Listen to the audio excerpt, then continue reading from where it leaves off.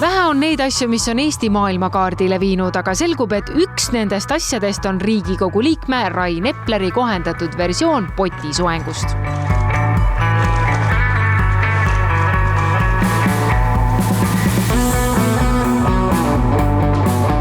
Teie soeng olevat nüüd Soome eksperdi hinnangul moodne stiilimanifest. Mis tundeid see tekitab?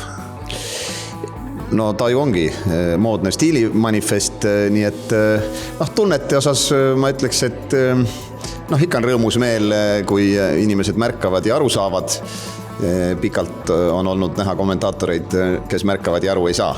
Hiljuti kirjutas Põhjanaabrite väljaanne Iltalehti, et Epler on trendilooja ja lisaks sellele, et tema peanupp on jõudnud mitmetesse välismaa meediaväljaannetesse, on see ka inspireerinud inimesi endale sarnast soengut lõikama. Näiteks on Soome ajakirjanike hinnangul Eplerist šnitti võtnud eurolaulik Käärija. Ma vaatasin kõrvuti neid soenguid, et ma ütleks, et Käärija ikkagi nii julge ei ole olnud, et see, et näha seal nüüd koopiat, siis peab natukene fantaasiat olema, et Käärija soeng oli võib-olla selline, mida on ennegi maailmas nähtud. Võib-olla on ka minu oma, aga ütleme, ma arvan, olen ikkagi kõvasti originaalsem kui Käärija.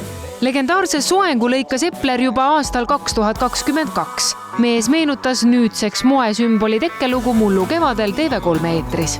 Me olime sõpradega ekskursioonil Eestimaal ja siis see niisugune nagu visioon või kontseptsioon mu peas tegelikult oli olnud juba, et peaks olema selline sirgete ja selgete joontega, nagu seisukohad. Ja siis me tegime sellel ühel suvepäeval enne mu kalli abikaasa sünnipäeva selle soengu ära. Pardel sai poole peal tühjaks, siis sõbrad teise poole lõikasid kääridega. Riigikogu liikme sõnul piisab tal nüüd juuksurisalongi helistades öelda, et soovib ühte Eplerit ja kohe saadakse aru, mida ja kes tahab. Tuntud Eesti juuksur ja juuksurisalongi Seje üks omanikest Kelly Karita ja Fimov ütleb, et viimasel ajal on mehed ka aina julgemad soengutega katsetama. Sellel aitab Jefimovi hinnangul väga palju kaasa sotsiaalmeedia. Ka tema enda elukaaslane YouTuber Andrei Sevakin on olnud selles vallas trendilooja. Kas või meie oma salongi omanik Andrei, et kui ta teeb lokid, siis tehakse lokid. Tõesti, ma mäletan, et neid keemilisi lokke oli vist päris palju, kui Andrei pilti tuli. Aga Eplerist rääkides, on sul tulnud või mõnele kolleegile siin salongis keegi öelnud, kuule, teeme ühe Epleri?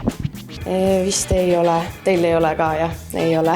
See on ikkagi ekstreemne soeng, ma ütleks nii palju. Võib-olla igaüks seda välja ei kannaks, aga näed, et kõik mäletavad, kõik teavad. Kui ma nüüd juuksuri keeles räägin, siis seal on väga palju massiivseid jooni. Et ma lugesin ka, et ta käib seda iga 4 nädala tagant kohendamas, sest muidu lihtsalt kasvab välja. Julgus katsetada ja oma stiilile truuks jääda on see, mis on Eesti oma Rain Epleri täna pannud ühte nimekirja selliste stiiliikoonidega nagu Victoria Beckham, kelle poob 2000-ndate keskel naiste seas väga populaarseks sai, või jalgpallur Cristiano Ronaldoga, kelle hajutatud soeng senimaani laineid lööb. Kas tänu Rain Eplerile võiksime varsti tänavapildis näha ka rohkem potisoengut? Ma ei tea, ma ei oskagi öelda. No võib-olla, aga äkki siis väikse kohendusega, et tukk on potis, aga võib-olla kõrvad ei ole. Või siis just, et tukk on ja tagant on näiteks feid. Et mine sa tea. Selline potisoeng 2.0. Jah, näiteks.